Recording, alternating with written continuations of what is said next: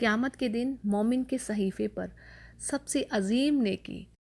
جس نے کثرت سے اس کے گناہوں کو مٹا دیا ہو اور اس کے اجر کو بڑھایا ہو اللہ کے نزدیک، تو جی وہ کون سا عمل ہے؟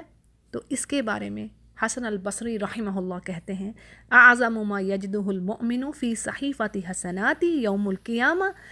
ما اصیب بہ من ہم و حزن فی الدنیا۔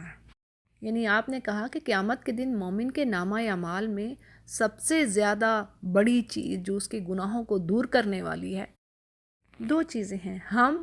اور حزن۔ ہم کا تعلق مستقبل سے ہے، آنے والی چیز کا خوف، اور حزن جو ماضی میں ہو چکا کسی قسم کا بھی نقصان، یعنی لاس، مال کا، رزق کا، اولاد کا، کسی پیارے کے چلے جانے کا۔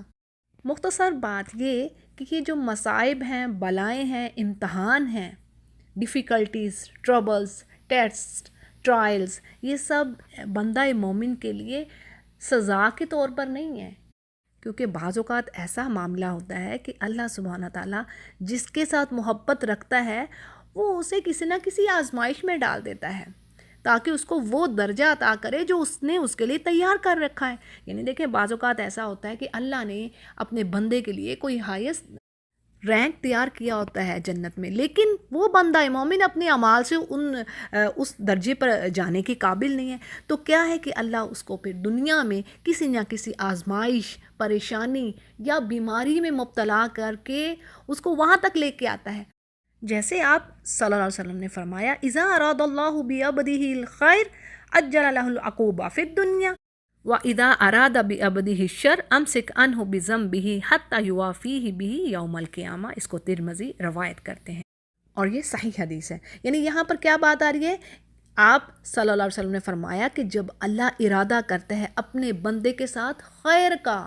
یعنی جب وہ خیر کا اس کے لیے ارادہ کرتا ہے تو کیا کرتا ہے؟ یعنی اللہ اس کو دنیا ہی میں کچھ نہ کچھ، کسی نہ کسی چیز میں، پریشانی میں، ٹربل میں، ڈیفیکلٹیز میں پکڑ لیتا ہے۔ یعنی یہ عقوبہ کے معنی میں بات آ رہی ہے۔ اور اسی طرح جس بندے کے ساتھ اللہ شر کا ارادہ رکھتا ہے، یعنی اللہ نہیں چاہتا کہ اس کو دنیا میں پاک کروں، تو اس کے لیے کیا ہے کہ اللہ اس کے گناہ کی جو سزا ہے اس کو روکے رکھتا ہے، یہاں تک کہ یوم القیامہ وہ اس کے سامنے حاضر ہوتا ہے۔ اور پھر جو، کیونکہ اللہ نے قرآن پاک میں فرما دیے کہ جو آخرت کی جو سزا ہے اکبر، وہ تو بہت بڑی ہے۔ جیسے جہنم کی آگ کی جو انٹینسٹی ہے اس کے بارے میں کہا جاتا ہے کہ 70 گنا زیادہ ہے دنیا کی آگ سے، اور جو اس دن پکڑ ہونی ہے ویسی پکڑ تو اللہ نے کہا کہ تم سوچ بھی نہیں سکتے۔ تو اسی لیے جس کو دنیا میں ہم آج سمجھتے ہیں، جس کو مشکلات آ گئی، پریشانی آ گئی، پتہ نہیں اس نے کتنے گناہ کر ڈالے، اس نے کیا کیا ہے، اللہ اس کو ایسے نہیں، بلکہ اس کے لیے تو رحمت اور یہ اجر کا باعث ہوگی، اس کے اللہ اس کو پاک کر رہا ہے، اس کے گناہ دھل جائیں گے۔ اسی طرح ایک اور حدیث میں بات آتی ہے کہ ایک کانٹا بھی چبھتا ہے بندہ مومن کو تو اس سے بھی اس کے گناہ دھلتے ہیں اور درجات بڑھاتا ہے اللہ ان پریشانیوں سے۔ اس کا مطلب یہ نہیں ہے کہ اب ہم اس چیز کی دعا کریں، اللہ نے ایسا نہیں ہمیں کہا کہ ہم اپنے لیے یہ دعا کریں کہ یا رب تو ہم پر اب آزمائشیں اور پریشانیاں ڈال اور پھر ہم صبر کریں اور پھر ہمارے درجات نہیں۔ مطلب اب یہ قدر ہے نا، جس پر کسی قسم کی بھی مشکل آن پڑی، اولاد کی وجہ سے، کسی بیماری کی وجہ سے، رزق کی وجہ سے، گھر بار چھن گیا، نقصان ہو گیا کاروبار میں، یہی مین چیزیں تو یہی ہیں بنیادی۔ تو بندہ مومن اگر ان مصیبتوں پر صبر کر رہا ہے تو اس کے لیے اجر ہے، یعنی اپنی قدر پر جو اللہ نے اس کے لیے لکھ دیا اس پر راضی بشکر ہے۔ تو یہ چیزیں نہ صرف اس کو پاک کریں گی، اس کے لیے آخرت میں اجر ہوگا، بلکہ دنیا میں بھی اللہ سبحانہ تعالیٰ کہہ رہے ہیں کہ میں تمہیں اور نوازوں گا اگر تم کسی بھی حال میں شکر ادا کر رہے ہو، یعنی ہر حال میں، پریشانی ہے یا خوشحالی ہے۔ جیسے اللہ سبحانہ تعالیٰ قرآن کریم میں فرما رہے ہیں نا، سورہ ابراہیم کی آیت ہے، لَإِن شَكَرْتُمْ لَأَزِيدَنَّكُمْ۔ لام پہلے جو ورڈ آتے ہیں نا، لا دونوں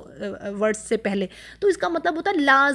لازمی میں ایسا کروں گا، یعنی اگر تم شکر ادا کر رہے ہو تو میں لازمی تمہیں دوں گا۔ اور انسانوں سے بھی کہے کہ تمہیں لازمی یعنی شکر ادا کرنا ہے، تم اگر شکر ادا کر رہے ہو تو میں لازمی تمہیں اور بڑھا کے دوں گا۔ اچھا دیکھیں، اس میں یہ بھی چیز آ رہی ہے، جیسے ایک جو شیخ ہیں ابن القیم، ان کی کتاب زاد المعاد میں یہ بات وہ کہتے ہیں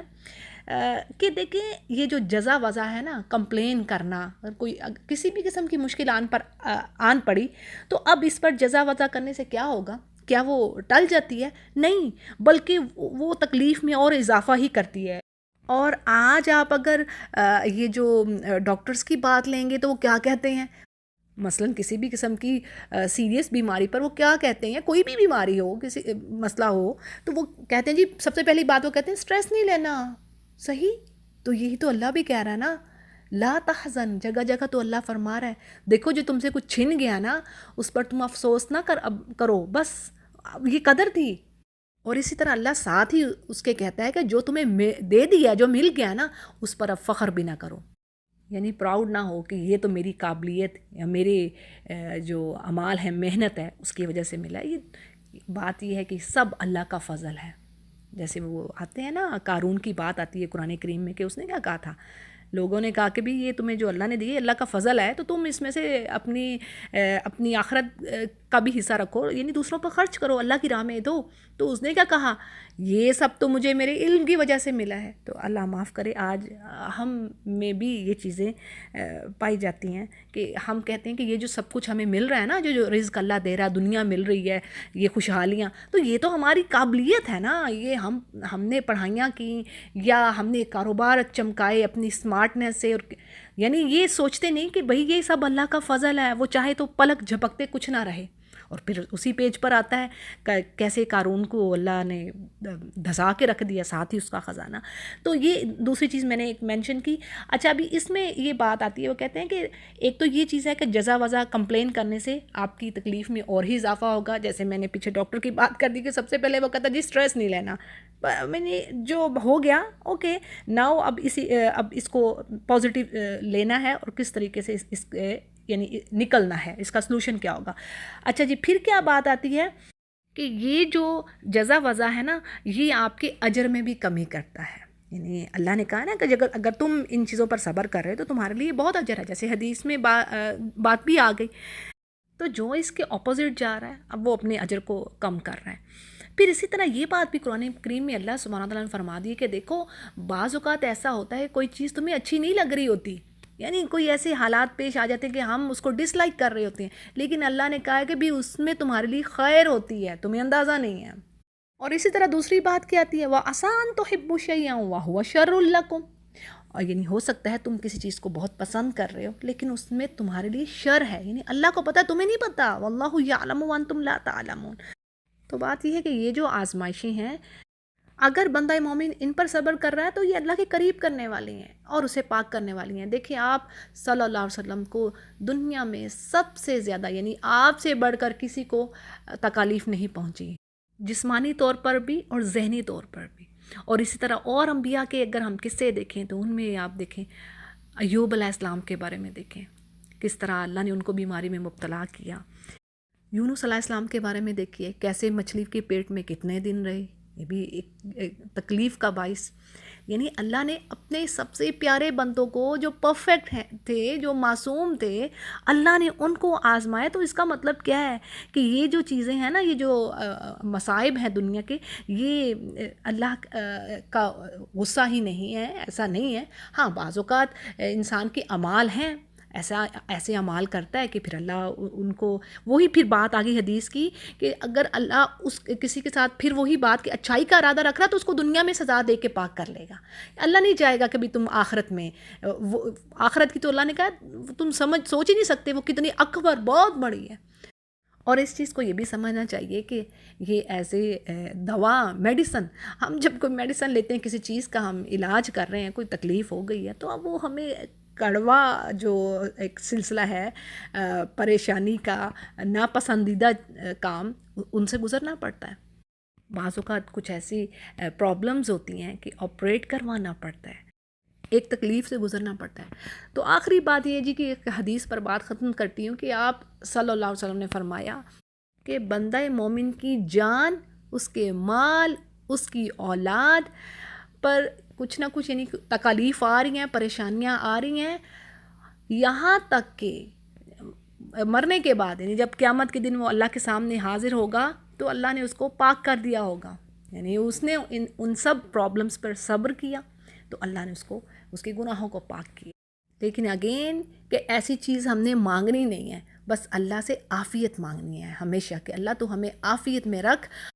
کیونکہ ہم نہیں جانتے ہم ایمان کے کس لیول پر ہیں، ہم کتنے پانی میں ہیں، اور اگر کسی مشکل یا پریشانی میں گھر جائیں تو بس اللہ سے صبر کی دعا ہے اور ایمان کی کہ اللہ تو ایمان پر خاتمہ رکھنا۔ اور یہ بھی قرآن کی دعا ہے کہ اللہ جب تو کسی قوم کو آزمانے کا ارادہ کرے تو ہمیں آزمائی بغیر ہی اٹھا لینا۔ وآخر دعوانا الحمدللہ رب العالمین۔